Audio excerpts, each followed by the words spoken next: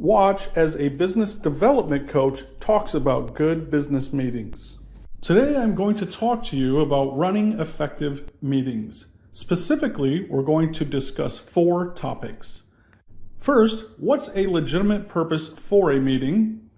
Second, how do we do advanced planning for a meeting? Third, what are the typical problems of a bad meeting? And fourth, what are the key features of a good meeting? With so many workplace complaints, why do we have meetings in the first place? Is it to exchange information? Do we do it just because it's Friday and we have to have a weekly meeting? I hope neither of these are reasons that are used in your company, because they are bad reasons. For one, if we want to transfer information, we can do that more efficiently through email or other electronic methods.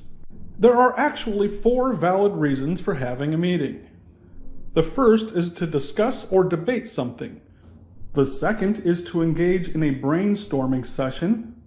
The third is to conduct a negotiation. And the fourth is to build camaraderie or develop teamwork.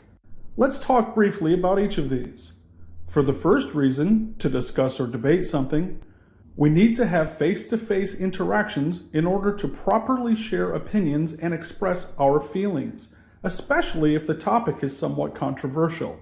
The second reason for a meeting is to have a proper brainstorming session.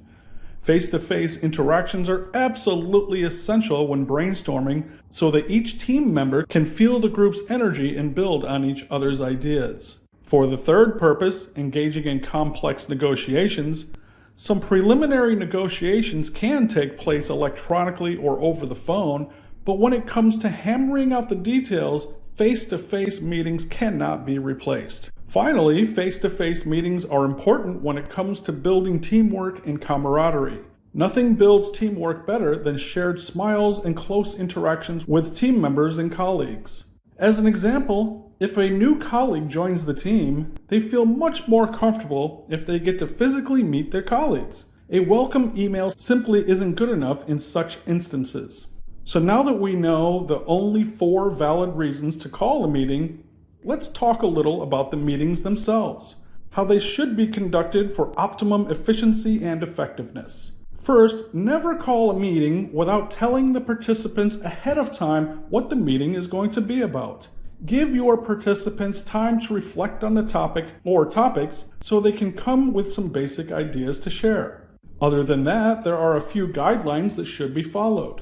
The number 1 rule is to only invite people to the meeting who need to be there. If someone doesn't need to be there, don't take away from their productive time by making them sit in on a meeting that will not benefit them or the organization. Second, try to choose a place for the meeting that puts participants in close proximity with one another. Group interactions increase when individuals sit closer together. Third, try to find a location that is not a high-traffic area. You don't want your meeting to be disrupted. The better your participants can focus on the meeting agenda, the more efficient the meeting will go. Fourth, keep the meeting as short as possible. Remember that time spent in meetings reduces productivity time. At the extreme end, a meeting should never last more than 90 minutes.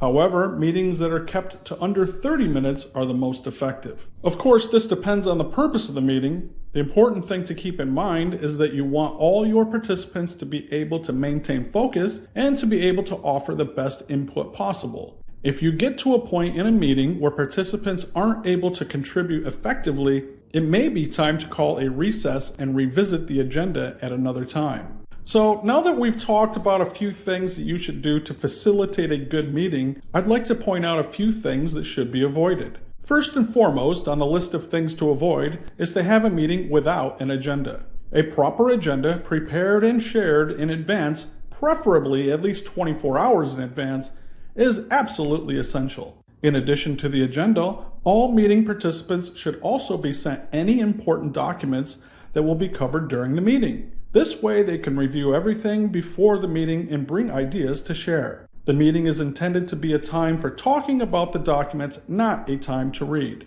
Third, the meeting facilitator or chair should not have to take a long time explaining to the participants what the meeting is about. That takes valuable time away from finding actual solutions to the issues you have met to discuss. Instead, the person who called for the meeting should be able to summarize the purpose of the meeting in less than a minute. Fourth, don't end a meeting without summarizing the key points and briefly recapping follow-up responsibilities. Who is going to do what as a result of the discussions? You've met to decide who is going to help resolve the issues you've discussed, so make sure everyone knows what they are supposed to do as a result of the meeting. Productive meetings lead to productive organizations.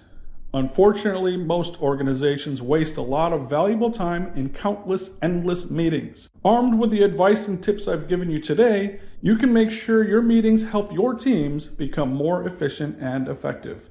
Change isn't always easy, but the results are worth the efforts. Thank you for listening.